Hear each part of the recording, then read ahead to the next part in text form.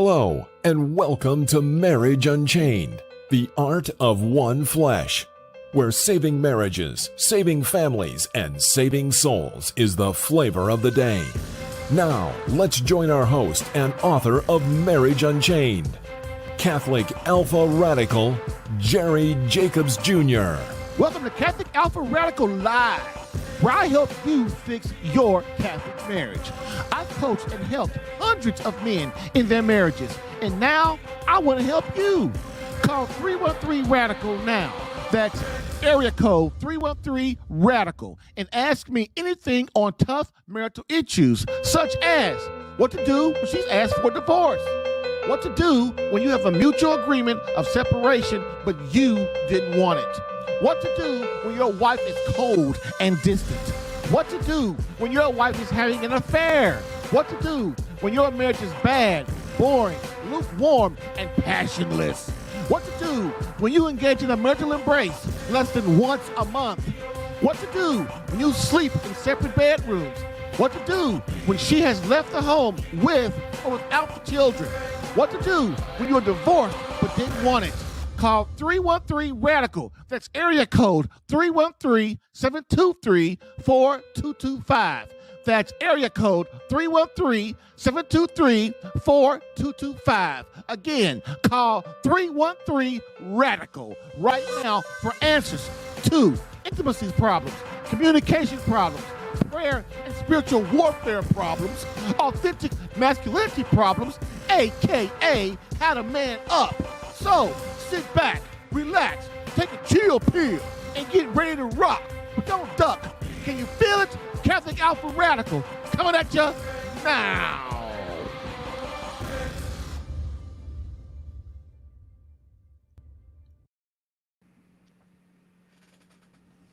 Hello, and welcome to Catholic Alpha Radical Live, the Catholic Relationship Podcast that helps you fix your Catholic marriage, while also giving you winning tactics for marriage problems, girlfriend problems, and intimacy problems for men. Moreover, my main mission is to keep you out of divorce court. And with Marriage Unchained, the art of one flesh divorce combat coaching is the flavor of the day, while also helping men understand marriage and courting, not dating, in the Catholic faith. Why? Because dating is for sex and courting is just for marriage. In this 83rd episode, the Holy Lovers series, How to Save My Marriage When My Wife Has Just Given Up. 33 gifts that will satisfy her forever. Today, we uncover gift number 5, plus your live calls and me answering those critical marriage and crisis questions. So get in the queue. Call 313-RADICAL. That's 313-723-4225. Or call using your browser at callinstudio.com/radical1 for some solution to your marriage confusion.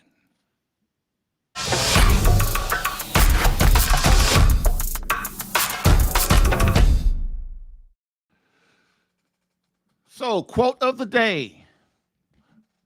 Quote, because we are imperfect beings, we seek to remedy our lack of possessions. Thus, people who are naked on the inside, in the sense that they have no virtue in their soul, try to compensate for it by excessive luxury on the outside. What one person lacks, it is hoped, the other will supply, because the human heart desires beauty as its perfection. The ugly young man seeks to marry a beautiful rather than an ugly girl. On the surface, it would seem that his ugliness is the opposite of her beauty, but really it is his love of beauty, which he does not possess actually, which attracts him to that which is beautiful. End quote. Archbishop Fulton J. Sheen, Book 3, To Get Married.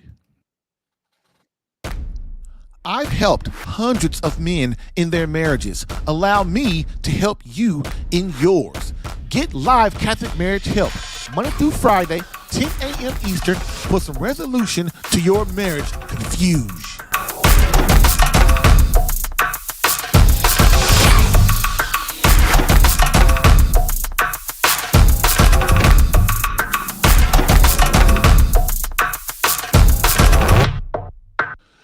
So now it's time for Catholic Advocates Radical Rant. Y'all know how I like to rant and get it off my chest.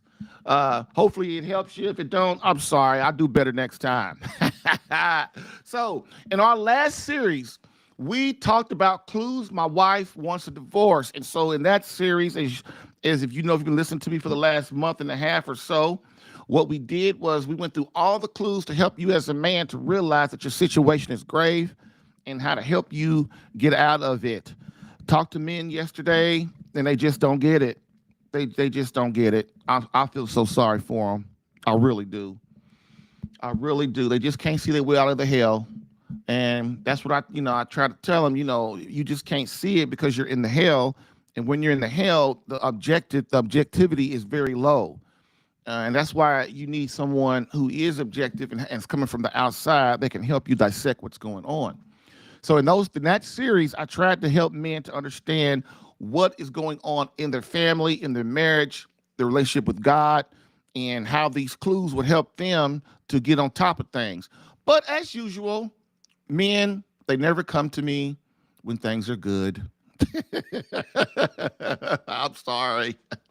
So, but now what we're going to do is we are going to go into the Holy Lovers series, so that we can go into the opposite direction of things that you can do to help this get better. If you do find yourself in a bad marriage, a terrible marriage, a mediocre marriage, or good marriage. Believe it or not, good marriages can be great. Great marriages can be legendary. And what the difference between the three is not that big of a difference. But when you reach it, you believe there is a difference. And so that's why I work on all the phases of the marriages. I got a guy now who his wife divorced him and filed an annulment on him, got an annulment, divorced him all in 30 days. That was last year. And then 3 or 4 weeks ago, after he was out of the program and graduating and everything, she called him and wanted to give it another try. Now, this is a woman that was angry, upset, said all the things I tell you they say. And what he did was he got disheartened. He's a man. We all get disheartened. He got disheartened, and over the time, but he stuck to it. And he kept getting himself together, kept working on himself, becoming a man of God and holy, learning how to communicate, all the stuff that it takes. And he was consistent. And all of a sudden, she's calling him back after they're divorced now, and she wanting to work it out. That's why women, you have to, now I'm asking, I say, okay, man, now let me help you with the fun stuff. The fun stuff is, your wife agrees to come back. Now it's the fun time. Now we figure out how to make her happy, how to make her fulfilled, how to make her not ever want to leave you again. See, that's the next phase of it. But most dudes, they focus so much on the right now that they can't even see the future. And that hurts them. It hurts them. And I understand why, because the pain is so great. Your confidence is down. You don't know what the heck's going on. You got this emotional woman that's just, she hates you. She says she doesn't love you. She says she don't want to make love to you. She don't want you to touch her. She wants space. All these things. And the only thing you could do, because you're bonded to her, you just keep thinking, oh my God, she hates me. She hates me. Whatever, all this stuff I'm doing doesn't mean nothing. And so that's why it's my job to calm you down and to get you to realize that, you've got to work on yourself and get yourself together and understand the system and get the system in order so that your wife realizes that you are now a man that she can look to want to be with, to want to spend her life with. But see, guys, they can't see it. And then when they do a little bit see it, they don't want to man up. They don't want to do it. They I don't know why, but they just don't. So this is what I'm going to do, trying to help you throughout this next series. We on gift number 5 now. Strategies, gifts, whatever you want to say. But then, as a holy lover, though, the principle is you give all these 33 gifts, you to bestow them upon your beloved, because your masculinity is a gift. And so when you bestow these gifts on your wife, slowly and slowly and slowly, she starts to realize that you are again the man of her dreams. She ain't coming back. She won't stay. Cause look, my first wife, she left me three. Y'all know she left me 4 times. I can get her to come back. I'm not really a smooth talker or nothing, but I got her to come back. But when she got back, I didn't know what to do. I just tried to be the best I could and just. But see, that ain't good enough for a woman. Okay. So why? Because they have maintenance. I was on a podcast yesterday and I was getting interviewed, and the host of the show was a lady. And when I said that, she just started laughing. You know why? Because she knows it's true. She knows it's true. They have maintenance, man. You got to make them think that you love them completely and fully every single day. And it's not the money, because once women get the money, that's great. But then it always boils down to, how much does he love me? Does he really love me? Does he really love me? And if he ain't showing it, then of course he don't. And so we got $1 billion together. I'll just take half his money and then I'll just leave and find somebody who will love me. That's it. That's in a nutshell, baby. That's it in a nutshell. So in the Holy Lover series, I give husbands solutions in case they didn't heed my warnings in the Clues My Wife Wants a Divorce series. Okay. I also make a bold claim that these 33 gifts will satisfy and fulfill your beloved wife forever if embraced. They will, but you gotta know how to do it though. Grasshopper, I'm sorry.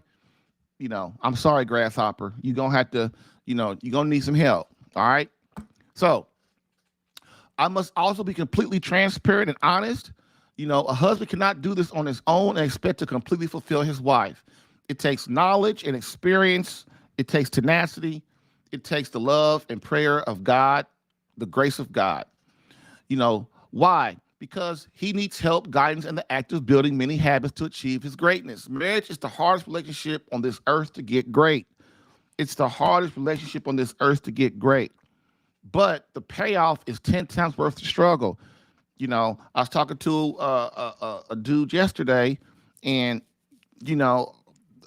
on the podcast I was on, and me and her were talking about how with women, in marriage, if you struggle and struggle and struggle together, you become stronger and stronger. And so the payoff of that is the satisfaction of 10 times, tenfold, if you stick it out and you learn how to deal with it and you work it out. The problem is we allow egos in the way. Ego is basically Satan. Your ego, it gets in the way. The demonic's talking to you, and that's why you can't get things to work out. This is why you have to pray for patience and meekness. You got to pray for humility, because, man, that way God will test you, and then you become stronger. Okay? Next,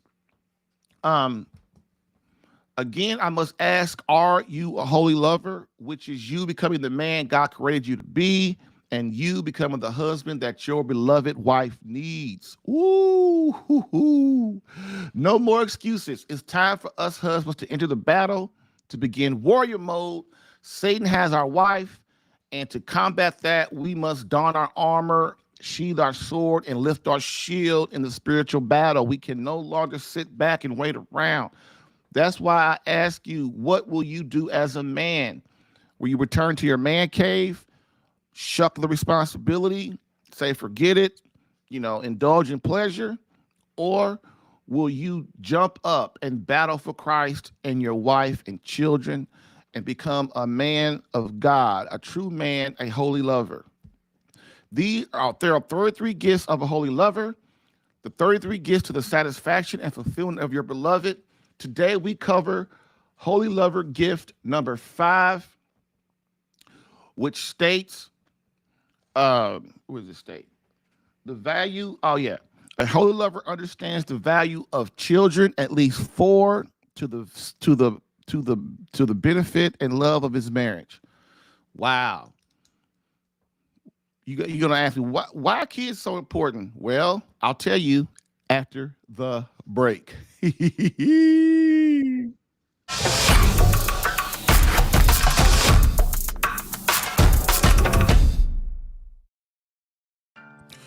If you're getting value from this podcast and would like more personal marriage help, visit SaveMyCatholicMarriage.com for an opportunity to work with me personally for free. Yes, within 30 days, learn how to become a better husband that attracts your wife back to you. Visit SaveMyCatholicMarriage.com and get a plan tailored specific to your marriage and situation. I've helped hundreds of men in their marriages. Allow me the chance to help you using my personal and gained experience. Visit SaveMyCatholicMarriage.com for superior coaching for your marriage. Again, SaveMyCatholicMarriage.com. That's SaveMyCatholicMarriage.com to become the man God created you to be and the husband your wife needs. Lastly, I always get the question, why don't you help women? And I always answer them, I do. So, for all of you beloved wives out there that want to reignite that feeling of emotional closeness and complete love from your hubby, consider marriage coaching and visit SaveMyCatholicMarriage.com for an improved marriage within 30 days.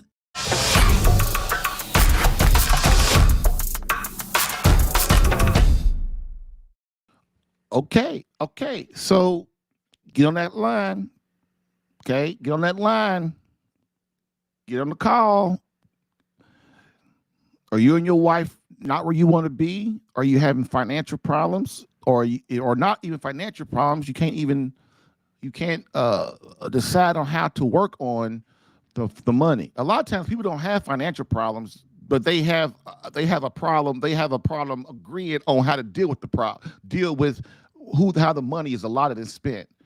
You know, or you as a man, are you and your beloved making love as much as you want? Hey, get on the phone, call, and I can help you. You know, I don't talk about stuff, deep stuff unless people ask me a question, because I got a lot of stuff in my head and I can't remember to talk about everything on the planet. I need people to, that's why, to ask me questions so that will draw up that stuff. Has your wife asked for a divorce lately? Does your wife seem depressed? Does she seem unhappy? Tell me a story. Tell me a story so that I can make it better. And I can help you make it better, me along with the Holy Spirit, okay? The team is me, you, and the Holy Spirit, and your lawyer, if you got one. But my mission is to keep you out of divorce court. It is. That's my mission. So we don't want a lawyer on the team yet. We don't want him on the team. But if he is on the team, if you do have a lawyer, then you need a lot more help than you think, okay? All right. So, as promised, how to save your marriage when your wife has given up. Holy Lover gift number 5, which states a holy lover understands the value of children, at least 4, to the success of his marriage. Oh my God, nobody's gonna like that one because children are getting away. They're a problem. They get in the middle of our happiness. We trying to make love and they knock on the door. No, they don't knock on the door. They just come busting through the door. Get away, get away. We can't go on vacation like we want. We can't do what we want. So, hey, I'm gonna try to help you understand a little bit of how children can enhance the marriage. As a holy lover, as a man of God, you have to participate in God's mission to get as many souls back to him as possible. In order to what? So that he can share his goodness, his mercy, his love, the beatific vision with your children, with you, your children's children, your children's children's children. Just like you heard me say earlier, you don't know that you're in hell. You really don't. And when you're in the hell, you don't really realize you're there. And so that's what God ultimately, upon our death, and we are lifted up to a time and eternity with him, everything immediately leaves, and we realize that all the pain we went through, all the pain we suffered through was for a reason. Okay? So, like I said, a holy lover, gift number 5, understands the value of children, at least 4, to the success of his marriage. Why is this going to help you as a man save your marriage? Well, let's see what God says on the subject. Let's see. So, God created humankind in his image. In the image of God, he created them. Male and female, he created them. God blessed them and said to them, be fruitful and multiply, and fill the earth and subdue it, and have dominion over the fish of the sea, and over the birds of the air, and over every living thing that moves upon the earth. End quote. I told this story a couple of weeks ago, but I had a friend. She's passed away now. God bless her soul. And she was a friend of one of my friends, and they were married. We were having a marriage thing at our house. Me and my wife was, and at the time, I really, I didn't know a lot of things about the Catholic faith. I still don't know a lot of things about the faith. I don't, but I try my best to keep learning. But at the time, I was real. I was I was a newbie for real. I just knew I loved Christ, and I was trying to do what's right. I was trying to be, make him proud of me, right? So we're talking, having a discussion, and she says, well, we're talking about children, abortions and all, and contraception and all that stuff. And she goes, I'll never forget it. She goes, well, that be fruitful and multiply stuff, that was just in the Old Testament. God don't mean for that now. Back then, there wasn't nobody on the, Adam and Eve didn't have there was no people on the earth, so God had to populate the earth. Now we don't need that, because we're sophisticated. We're these great, upstanding and moral and scientifically advanced people. We don't need that right now. And so people don't understand. People don't understand that, that stuff is Satan in between us. If God says be fruitful and multiply, that's what it means. That's that, what do you call it? That's that, population control craziness. We gonna kill all the babies, and then, and we're gonna kill all the babies, take all the contraception. We're gonna kill all the old people because they ain't worth nothing. We're gonna euthanize all the old people because they not useful to society no more. See how the devil starts? See how the devil keeps going and going and going? It don't stop. Evil doesn't stop until men stop it. And that's how people are. If we don't get taught, if we don't try our best to grow closer to God, we just will fall for anything. Because when she said that, I was like, man, that sounds pretty, that sounds logical. It's logical. But see, I was not born a Catholic, and I just converted, and I didn't really know nothing. So my mind, my faith and my soul was not formed in the faith yet. So when she said it, it sounds logical. This is why the more you pray, the more you grow closer to God, the more you meditate on God, the life of Christ, the scripture, and the saints and things like that, then what happens is you grow closer to God, and then he starts to form you more. The more you get knowledge of God by study, and things like that, then your mind gets formed, and people just can't tell you anything. They think because your Catholic antennas your Christian antennas would pump up and go, oh, wait a minute, that don't sound right. Something don't sound right about that. Okay. And so that is why it's important that be fruitful and multiply. It's a reason that God said that. Okay.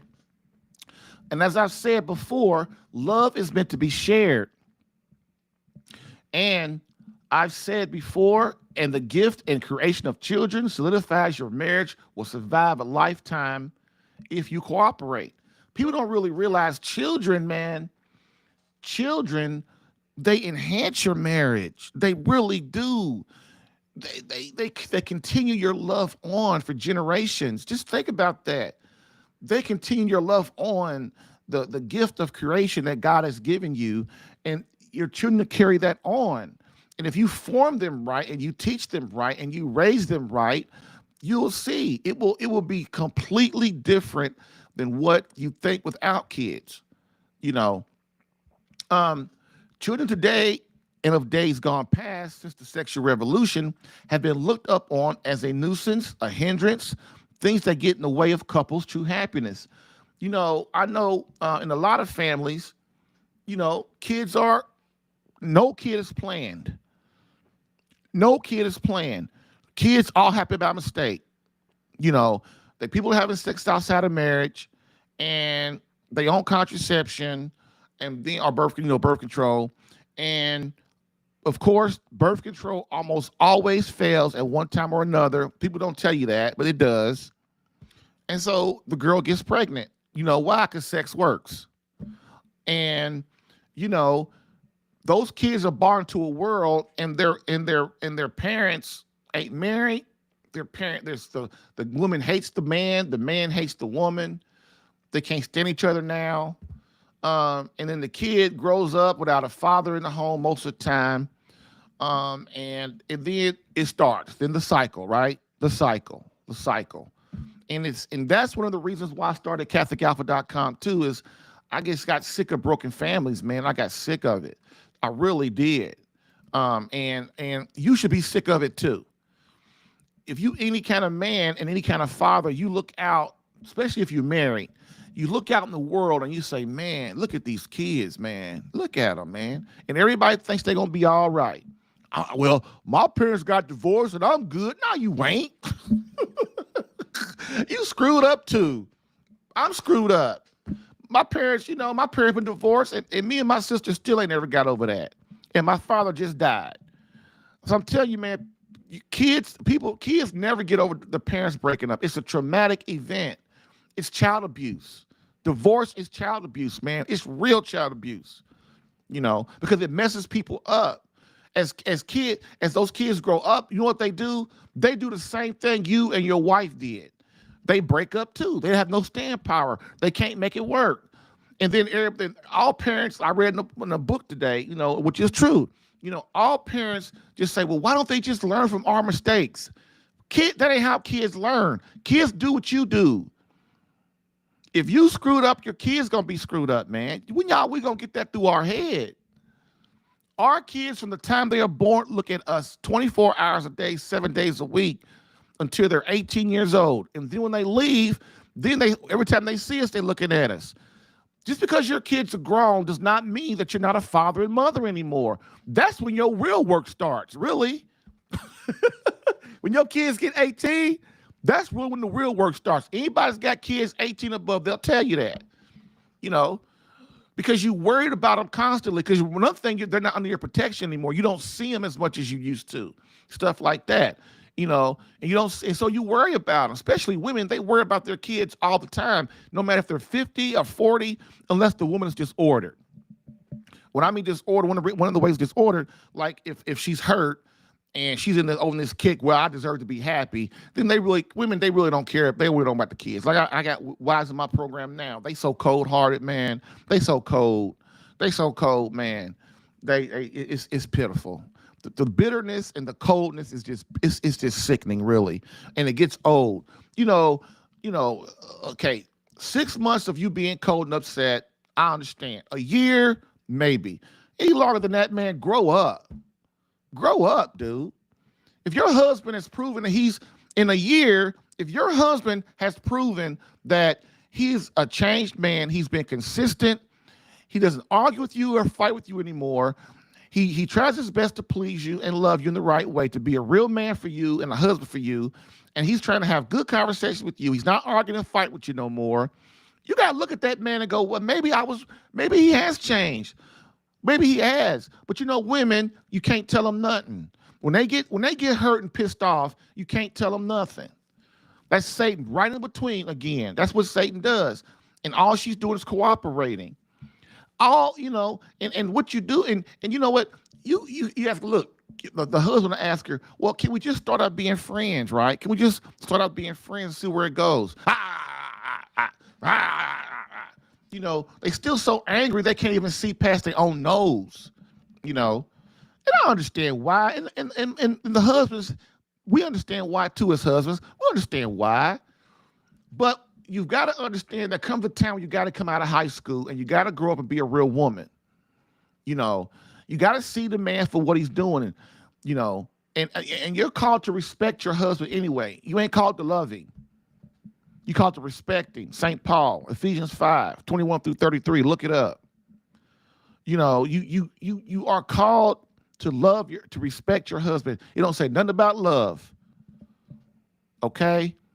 So you're cold and angry to your husband, and then he gets to the point where he don't even want to be around you. He hates you too. He resents you too. Is that what you really want? The father of your kids? Is that what you really want? Instead of cooperating with his change, you bitched and you whined for the last year or 2 years, 6 months, and the man's doing what you said. He's improving and he's gotten better, and you won't even give him a chance to like just have some conversations, go on a date night once a month, just see where things go. Oh, no, we can't do that. I gotta make him pay more. He put me through all this pain for all those years. I gotta make him pay. I gotta go out and have fun. I gotta go to the bars. I gotta hang around with divorced women and listen to what they talking about. I gotta go to all these stupid support groups that don't know what the heck they doing. Sit there and let you just emote for an hour twice a week or something. Oh, my husband's just so bad to me. My husband's just so bad to me. He did this to me. He did that to me. Okay, that's cool for the first 6 months or maybe a year. But after that, okay, emoting, is it working? No, it ain't working. While you sitting there emoting in these all in 5 or 10 divorce support groups and all that kind of crap, you know, and trying to find everybody in the world to agree with you and to leave your husband and leave your family and split up your family and stuff because you deserve to be happy. You know, then, you know, your husband, he moving on with his life. He moving on. He's learning to live without your butt because that's what I teach him. I teach him if you don't woman up and respect him and see him changing, I teach him how to move on with his life. And you know what? He gets confident. He starts to look good, smell good, get his life together. He's changing. Great relationship with God. And guess what? Then that's when the girls come. The girls come start trying to talk to your husband who you just threw away. That's what happens. Because women ain't stupid. They know a good man when they see one. Most of them do. Instinctually, they do. Now, they still might choose the wrong man, but most women, if they really look, they can see a man, you know. And then what do white women do? Then they see, oh, what's he got now that she won't? Well, she's stiffing around him, so he must. What's he doing? What's he so special for now? And then they try and come talk to you again and stuff. I have it happen all the time, you know. And the guys are strong. They warriors. They don't allow women to. They learn in my program that's Satan. When other women try to talk to them and get close to him, that is Satan that's God allowing Satan to test them. You say you love your wife, brother. You say you love Christ. You say you love your children.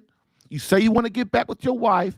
9 to 10 commitment level. So I'm gonna send this test and see if you really gonna do if you really up to the task to do what you say you're gonna do. And most guys as far as I know, not one guy ever in my group has failed, in my program has failed for that. Because they come to me because they realize that they want to save their marriage and be happy. And you can't be happy with some, giving yourself to another woman. For one thing, you lose all credibility. If you are trying to get your wife back and then you're sitting there masturbating, you're sitting there watching pornography, you're sitting there talking to other women and being friends with other women, which you could be friends with the woman. I shouldn't say friends, but, trying to get with the woman, trying to, have sex with her and stuff, you lose all credibility in the eyes of your wife and God and your kids. And that's all that really matters. Then your friends, because they all screwed up, they're going to say, yeah, man, you deserve to move on, man. You should have done that 6 months ago, man, because, she ain't worth nothing. Her being mad at you and all that stuff don't mean nothing. See, man, that's all Satan talking. That's God allowing the test. And if you fail it, guess what? He got you. Then once Satan has you, you know what he does? He just leaves you to yourself and he moves on to the next sucker. That's what he does. He moves on to the next sucker. This is why, as a man, we can no longer afford to be weak. We can't. We can now no longer afford to be morally weak. Okay, so children today, we look at children today as a hindrance. The sexual revolution, was free love and all that stuff, feminism, all that stuff. Get the woman out of the house, put pants on her, make her a working robot machine. Bam, I got you now. That's the communists. That's Satan. Got you.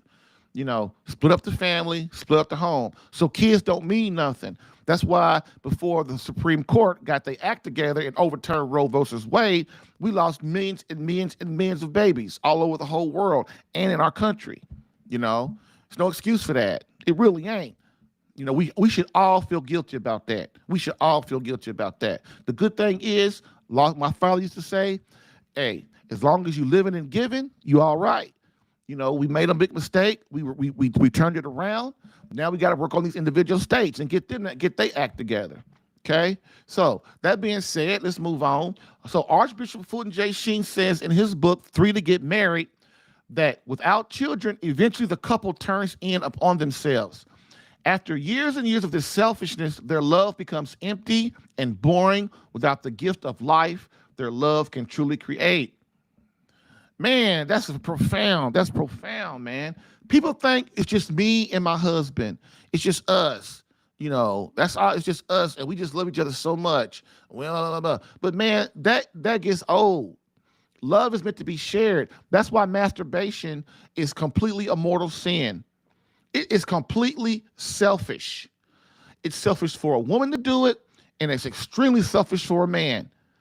Because if a man is masturbating, you know what he's doing? He's turning up on himself. He is completely selfish and turned up on himself. And so it destroys his soul. Another thing, too, men don't really realize, like I said yesterday on this podcast I was on. If you are masturbating, here's what's going to happen. Eventually what's going to happen is this. You're going to get erectile dysfunction, and you're going to get premature ejaculation. You know why? Because you're training your mind to trigger on a certain thing. And then when you have sex with a real woman, you're going to screw it up. So the best thing you could do, man, is become holy. Keep your seed inside your body, be a real man, and suffer through the sacrifice of this test that God's put you through. Because the consequences, you do not want erectile dysfunction. I'm telling you, you don't. When your PP don't work, it is not a fun thing. I know a lot of guys that's been through it, and they will tell you it is one of the worst things ever.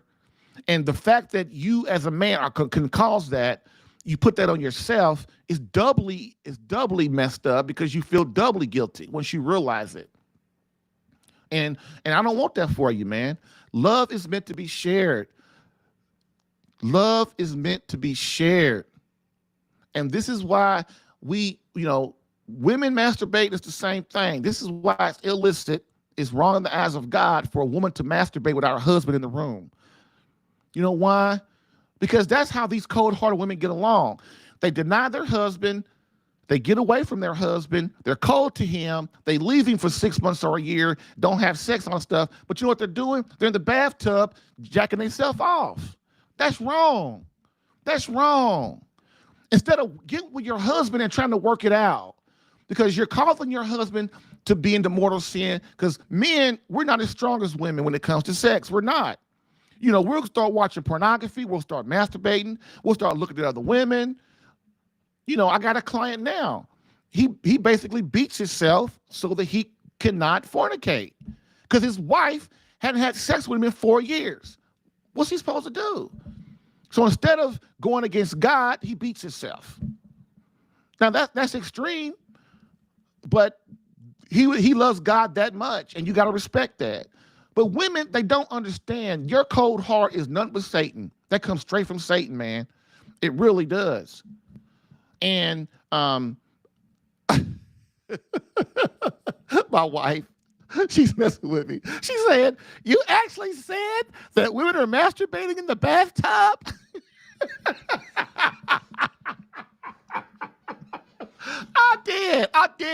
I did because it's true.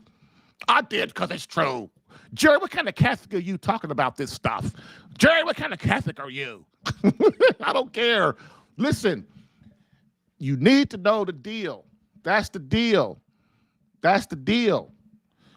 We've got to understand that we talk about the sex and the marital embrace because nobody does and nobody talks about it in the proper way, and nobody calls people out on it. There are consequences to doing things wrong and immoral. It's Satan, it's called sin, it's called going to hell. So we get enough of people talking about sex around, and about, really actually talking about pornography and stuff. We get that all the time. We see it outside we walk outside our doors. We see it on YouTube and on regular Netflix and on TV, all of it, everywhere. At the Super Bowl, we can't get away from it. And so as a man, I see this all the time, and I'm not supposed to talk about it. That's stupid. That's stupid. We got to start bringing stuff to light because Satan loves it when we keep stuff in the dark. He loves it when we keep stuff in the dark. He does. As long as I can keep it, don't nobody know about it, I can keep doing it. No, women should be called out. You should be called out for what you're doing, and it's wrong. You should be making it right. If your husband is fixing himself and improving himself, you have no right to keep punishing him by being cold-hearted, not talking to him, not doing your wifely duty as making love to him and showing him that you care so that he will, and that you respect him so that he can again start to love you and stuff like that. It's not right. It's not right. And I don't care what my wife says, and I don't care what you say. It ain't right. And that's why marriage is so screwed up right now. I got a caller too, thank God. But I'll be with you in a minute, caller. But, men and women, we got to bring stuff to the light. We got to call each other out because marriage is over 60% divorce rate. Why? Because everybody's selfish. It's the number one murder of marriage.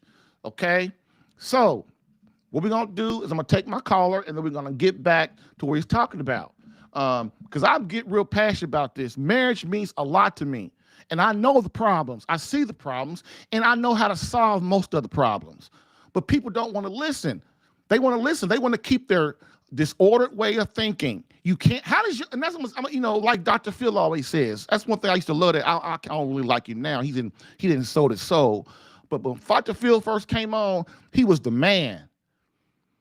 And I'm going to tell you what. One of the phrases he coined was, how is your way working for you? How is your way working? Everybody listen to me right now. How is your way working? How is it working? It ain't working. It ain't working. That's why we got to start bringing stuff to light, man, and start understanding that we need help, that we're broken. We need help. And so when we allow our marriages to crush, that's what Satan wants. That's what Satan wants, to crush the family, to keep everything in the dark so that he can just keep ratcheting it in there, causing chaos and havoc and sending his demons in and causing havoc in your home. And we allow it. So what I'm going to do is I'm going to take this short break. And then what we're going to do is we are going to bring on our caller. Bam. Let's talk about your Catholic marriage problems. Weekdays, 10 a.m. Eastern. Live streamed on the Catholic Alpha Radical Facebook page and CatholicAlpha.com. All right. I'll bring it on my caller. Thank you, caller. I really appreciate you calling because, hey, this is a call-in show, and I love it. So hopefully I can hear them. Hello, caller. Can you hear me? Yeah. How you doing, man? Pretty good.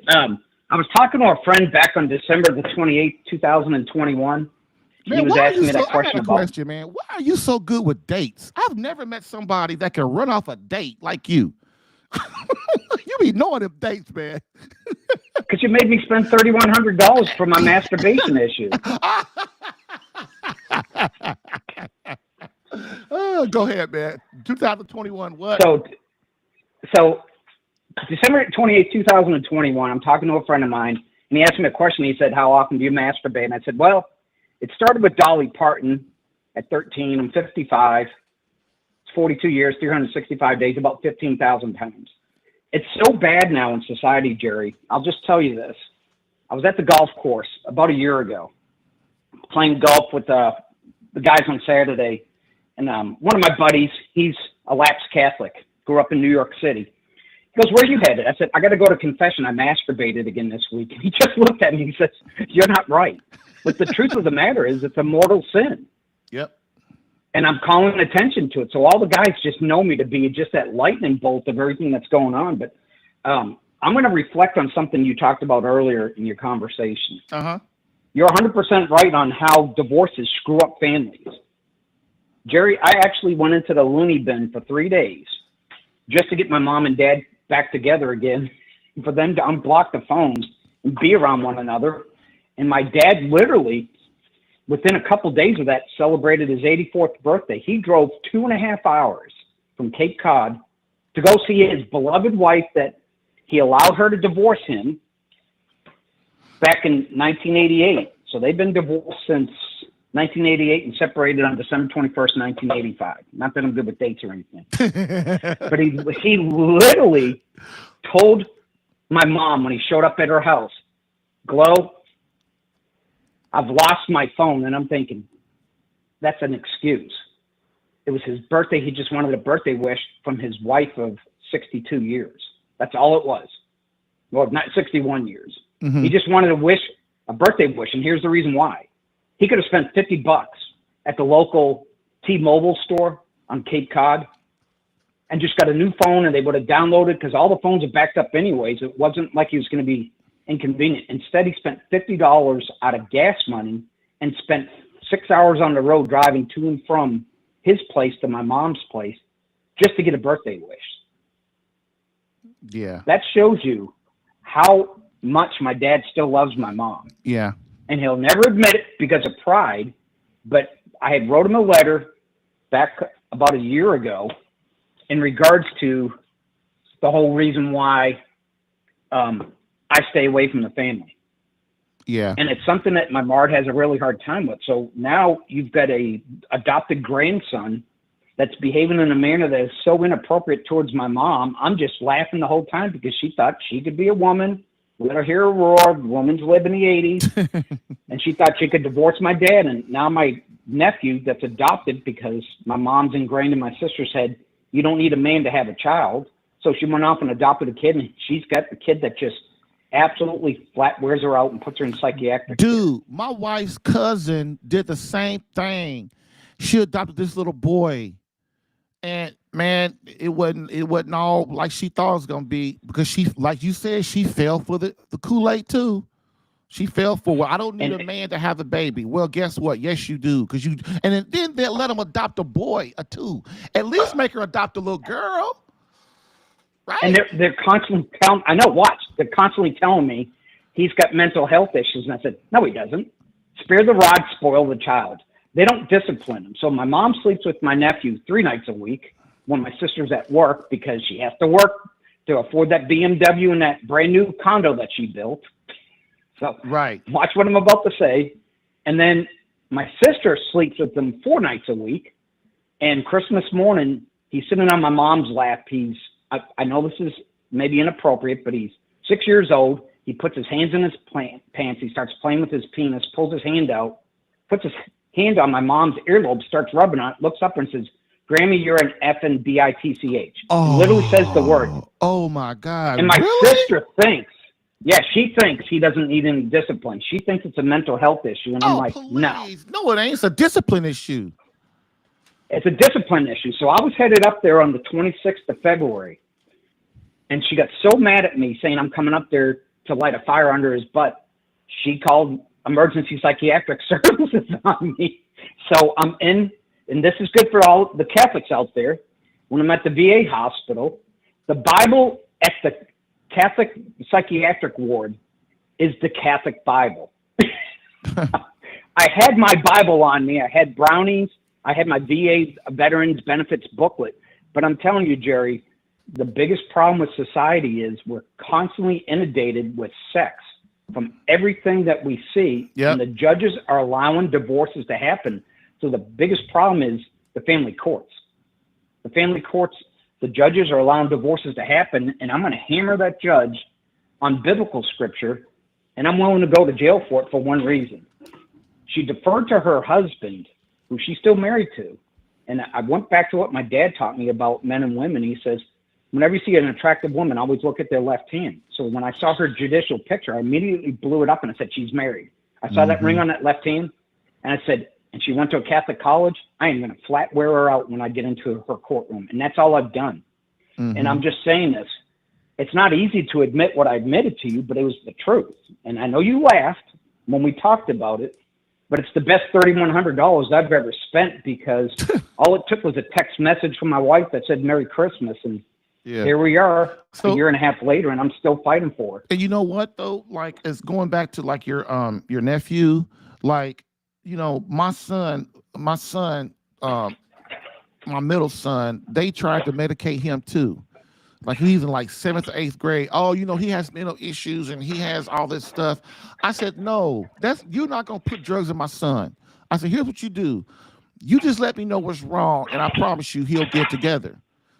Because my wife always says, you know, everybody always compliments how good our kids are. And my wife says that's because they daddy don't give them a choice. But it's the truth. If I gotta come to that school, man, this not gonna be pretty. But guess what? My son learned, you know, we talked and you had to whoop his butt a little bit, but eventually he got it and he didn't have no trouble. We had no trouble in school, you know. And so I agree with what you're saying, man. Good job. Good call, man. Anything else you got for me? One other good comment on my dad. Oh yeah. Even though he's divorced, he's not divorced in the Catholic Church. And he told me a long time ago about the cake and ice cream thing. He says, I'm going to give your mom a divorce, but she'll never get an annulment. I'll fight her tooth and nail on it.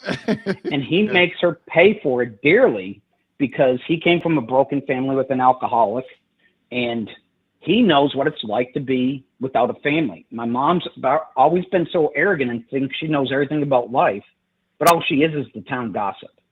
I love her because she's my mom, but she's really screwed up in the head.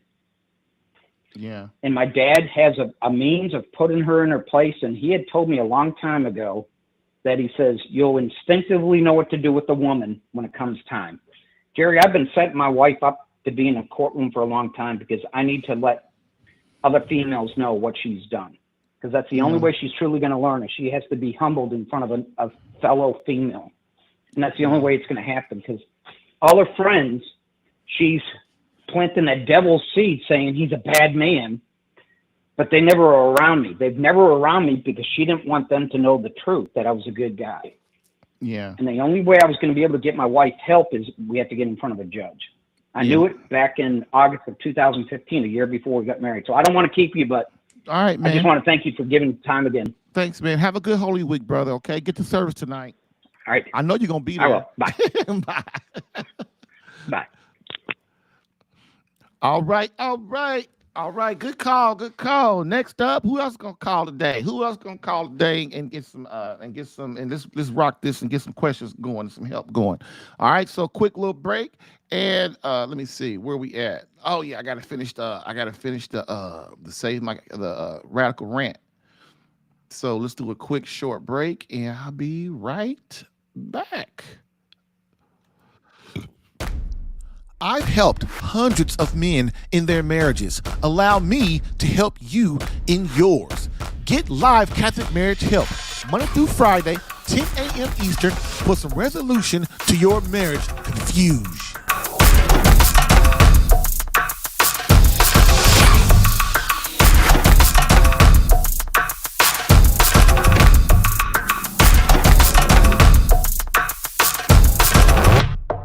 Right. Okay, let's go. So let's finish up on the radical red today. We're talking about gift 5.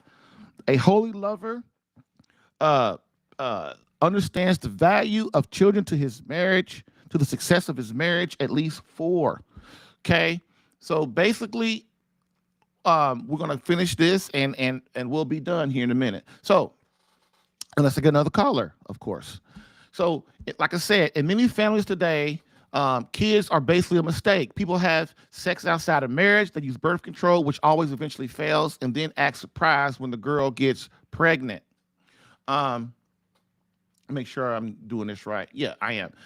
Then the relationship was not built on God in the first place, so the girl feels unloved and used and realizes the man she is with is really not husband or father material.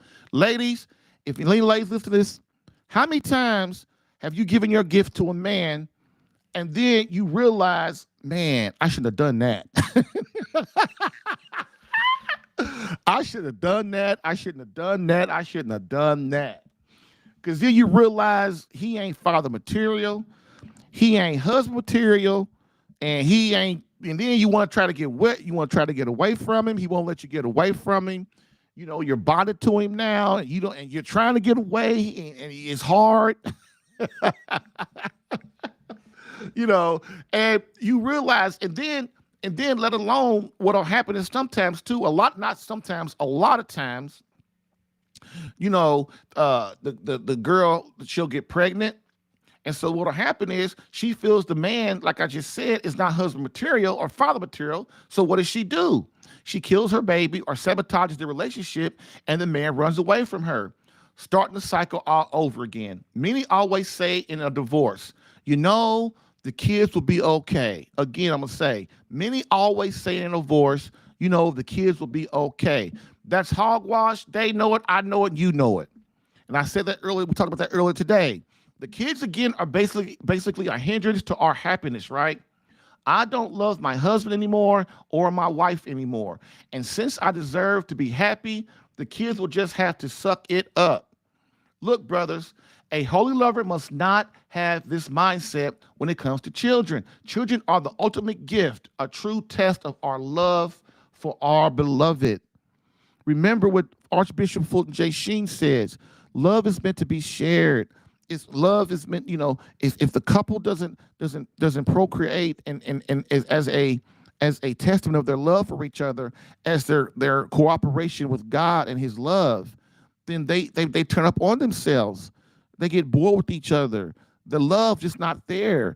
The love, when we have children, the love goes to our children. Our children come back and love us, and then we again love our wife and our husband. It's a cycle. It's a cycle. And it's important that we really understand that. That's why this is a holy lover gift. That's why this is a way that I say that, you know, if my wife, you know, how do I save my marriage when my wife has given up? Well, I talk to people all the time, and they don't have any children together. Now, sometimes it's not of their fault, right? It's not of their fault, you know, medical problems or whatever. But many times it's not. You know, they don't have children because they decide they didn't want to have children. And it's sad. And then what happens is I see so many marriages break up when we don't have children. That's why a lot of, you know, people that I talk to, you know, if they don't have children, they can't have children. I say, man, just adopt a child, adopt a baby. And then, of course, everybody says, including my wife, it's just so expensive. I don't know why the government makes it so expensive to adopt kids. But a good way to, if you can't have children, a really good way to be able to adopt children is foster care. Now, if you have any other kids in the house, do not get into foster care. Don't do it. Okay? But if it's just you and your husband and you want a child, man, you can foster children and babies that are born, and then what'll happen is the government, if the parents don't get together, the government will foster the baby into you forever. It becomes your child. You get the rights and everything. It's a beautiful thing, you know. In that, foster care is a beautiful thing in that sense, where you can, as a couple that can't have children, you can basically adopt a baby, a toddler, you know, a 9-10-year-old, a teenager. You could do whoever you want if y'all come together and y'all begin to love each other and have a connection, you know. But I advise anybody, if you got your own kids in the house, do not foster care.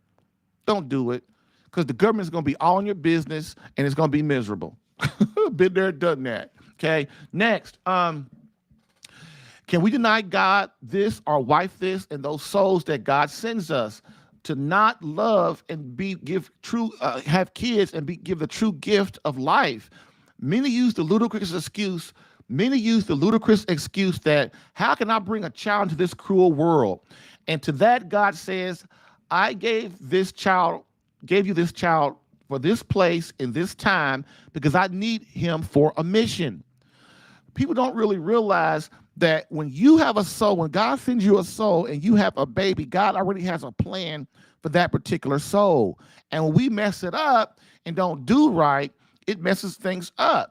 So God is saying, so I need you as, he says, so this soul somehow will contribute something special to the universe. So I need you as my children to cooperate with me and do as I command.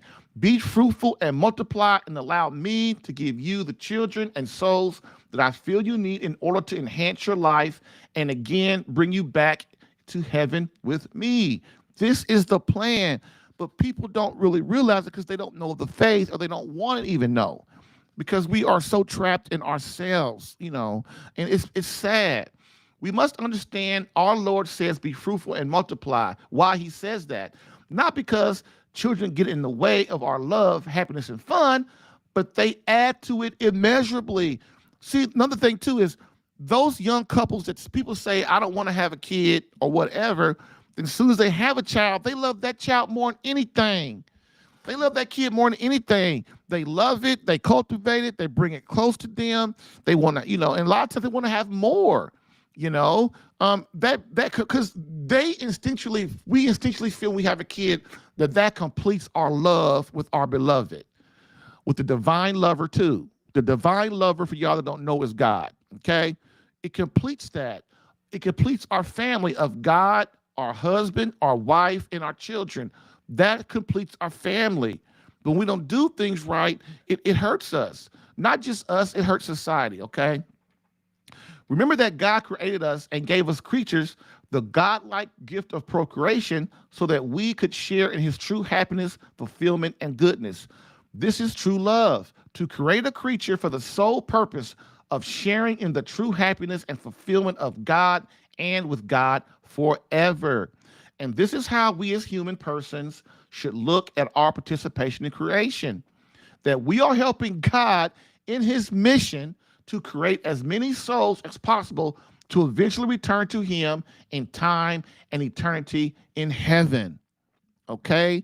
Let that soak in for a second while I go over this. In his book, The 7 Big Myths About Marriage, Dr. Christopher Kaiser proclaims that marriages with at least 4 children have a low percentage of divorce. And it's true. It's very rare that people with more than, with a lot of kids, and today people think 3 and 4 kids is a lot, and it really ain't. My grandparents had 8 kids, I know people now, they got 9 and 10 kids, 12 kids, and stuff like that. It's not, that's a lot of kids, but the thing about it is the more kids you have, the less likely that you are to have a divorce. Why? Because kids bring responsibility, they bring commitment, they bring love. And if you include God in all of this, which most people that have 11 or 12 kids, God is definitely in their life. Because no unbeliever has that many kids today. They don't, that I've ever seen.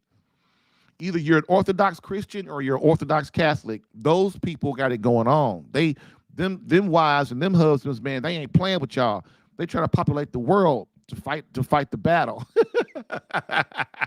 So on a more practical level, though, listen, this is tough. This is tough to realize. On a more practical plane, do you want to be old, alone, and placed in a nursing home? In addition, with no one to love and care for you, your wife will die. Your children will love and care for you when you can't care for yourself. This is another reason why we have children, because as older we get, we return to babies, right? Because we can't really almost do for ourselves a lot, especially today with all the medications and the food we eat. Our parents get sick and stuff, and we got to take care of them. If you have no children, how can you? My wife, one of the greatest lessons my wife taught me about the faith, is that parents, when they don't have children, then and those children, and they grow up, they deny those children, those souls of the giving self-love, of the giving love to give back to their parents for what their parents gave to them. You know what I'm saying? I know I didn't say that exactly right, but basically, man, okay, let me put it in a simple thing. Like when someone has cancer, they don't tell nobody. That makes no sense. Well, I'm not gonna tell nobody I got cancer. I'm just gonna hold it all to myself. No, you've got to give people the chance to give back to you, to pray for you, to help, to help ask God to bring you out of this. You need those prayers, and that allows you, that allows the cancer patient to do is to spread the love and to give people a chance to give back to the world, to give back to God, to give back to you as the person being sick. People need that. People need to know to give good. They have a natural instinct to give good and to do good. And the reason that you have children is so that those children come back around and give back to you as their parent for what you gave to them. And that is what God wants for us. Okay, I know I didn't really say that. My wife can say it way better than me. But my point, I hope you get the gist of it. Okay, sometimes I don't put things right, but I hope that you got because it's a very important point. Okay, when we come together and we have our children and we love and respect and honor our parents, if we don't believe that we can be in a nursing home with nobody there to visit us, check the nursing homes. Just go and check the nursing homes filled with old and alone people who likewise drunk the Kool-Aid and considered children as a hindrance and a curse. That's another thing. Used to be the Catholic Church, like all these charities, used to be the Catholic Church took care of the orphanages. Used to be that when parents got sick or when parents got older, their children would take them in and would take care of them. Even if they were difficult people, they would take their parents in. You got to remember, man, kids will do to you, your kids will do to you what you do to your parents. So if you stick your parents in a nursing home, your kids will stick you in a nursing home. If you love your parents and you do right by God with them and you make room in your home for them, then your children would do the same for you.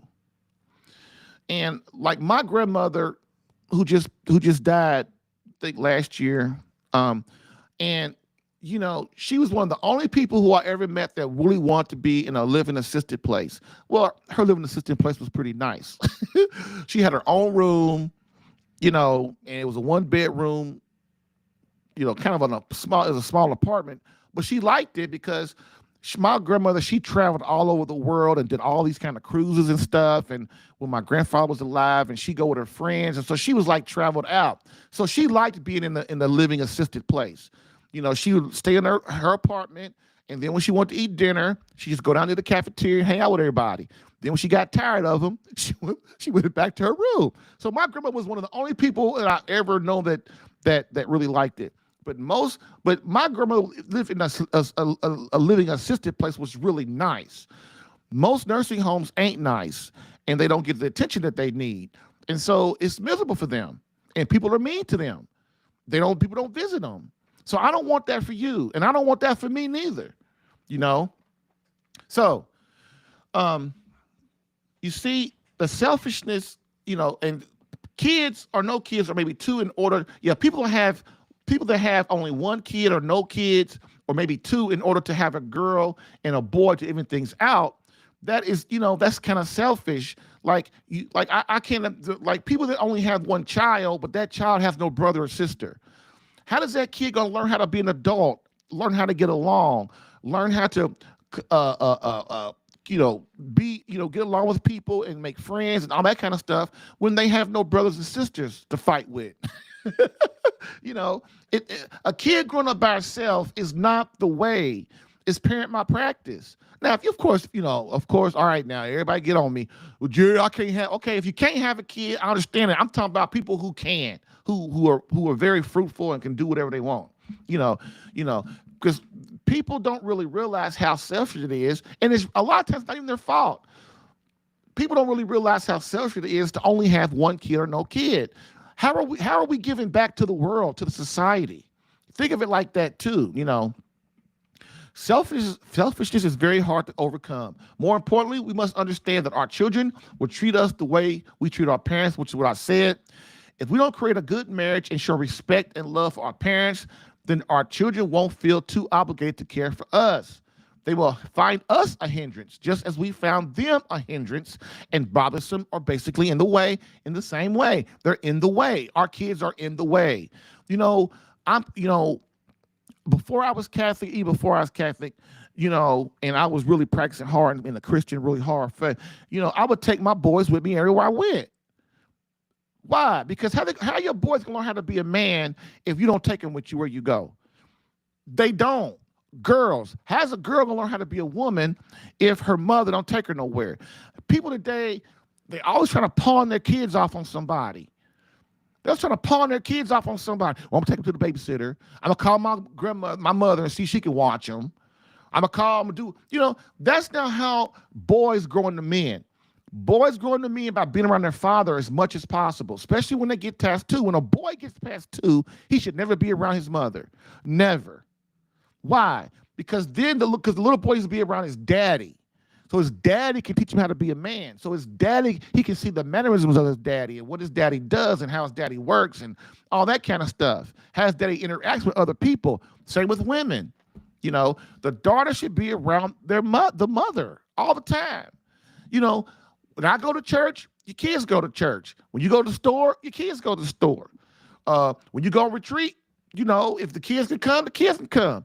If you go out, to dinner, take the kids with you unless it's a date night. You want to bring your kids. If there's an event and the kids are allowed, they got babysitting, take your kids with you if you can.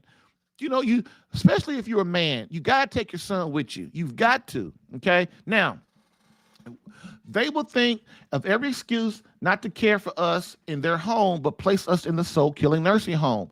That's another thing, too. If we don't treat our parents the right way, then our kids will treat us the same way we treat our parents, and they will find every excuse in the book they can to put us in a nursing home, which none of us want. None of us want that. That's another reason why you got to stay healthy, man. Don't get sick. Lastly, I hear time and time again, young married couples say, we discussed it and we aren't ready to have children yet. And so to that, what does God say to that one? God says, if you aren't ready to have children yet, then you aren't adult enough for marriage yet. The number one purpose God created marriage is for procreation. Again, to send souls back to him as saints. And what do? Indulge in our own selfishness, which over time destroys our love. Because selfishness is the number one murderer of marriage. Can I get an amen? Bam.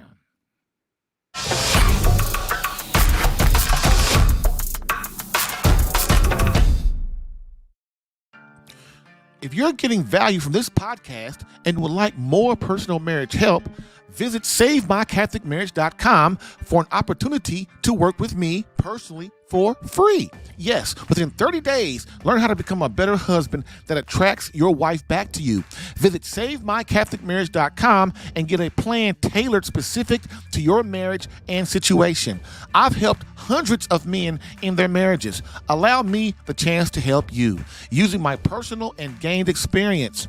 Visit SaveMyCatholicMarriage.com for superior coaching for your marriage. Again, SaveMyCatholicMarriage.com. That's SaveMyCatholicMarriage.com to become the man God created you to be and the husband your wife needs. Lastly, I always get the question, why don't you help women? And I always answer them, I do. So, for all of you beloved wives out there that want to reignite that feeling of emotional closeness and complete love from your hubby, consider marriage coaching, and visit SaveMyCatholicMarriage.com for an improved marriage within 30 days. All right. We are back, and so for our conclusion, and as we always do, we go out with our quote from Pope Benedict XVI. And so today, I hope you guys enjoyed the show. I hope that you got something out of it. Holy Week is upon us. Please, as you heard me say to the caller, to please, go to a service tonight. As we talked about yesterday, we talked about the whole thing about how to being married, even if your wife is upset, not talking to you, whatever, or if your wife is talking to you, you guys are on good terms, go to one of the holy, at least one day of Holy Week besides Sunday, besides actual Easter. Last night I went to the neighbor service at our church. Man, I know it was at least 100 some people there. Man, I was surprised. But you know what? Today people are drawn to God. They just are, because things are getting bad and they're getting worse. And what we have to do is we have to get a relationship with God to give us the grace to protect our families and to love our wives, to love our children, and to be able to survive in this chaotic society, because, eventually we will be martyrs. We will be, the way things are going out here in the real world, in the society, we're going to be martyred. If you love Christ, you're going to be attacked. But you should love that. You should embrace that. You really should. You're suffering for our Lord Jesus Christ. And if you are, then you will get rewarded for that. Remember, this world means all this suffering that you go through, it means something. Never, if you unite that suffering for Christ, if you unite your suffering with Christ, or you're martyred for Christ, man, there is no greater way to prove your love for God and your wife and your children, believe it or not. Okay, so with that being said, we're going to end today with a quote from Pope Benedict XVI, which states, "Society offers you comfort, but you weren't made for comfort. You were made for greatness. So go forth, Christian soldier. The spiritual fight is upon you. Fast, pray, and prepare for battle." Thank you for listening in today. If what you heard helped you in any way and you would like more personal attention, visit SaveMyCatholicMarriage.com for superior marriage coaching. And remember to join the Catholic Alpha Radical Live podcast as a caller or listener every Monday through Friday, 10 a.m. Eastern. To join as a caller, dial area code 313-RADICAL. To join as a listener or view the live stream, visit the Catholic Alpha Radical Live Facebook page or visit CatholicAlpha.com for Catholic marriage help that actually works. Bam.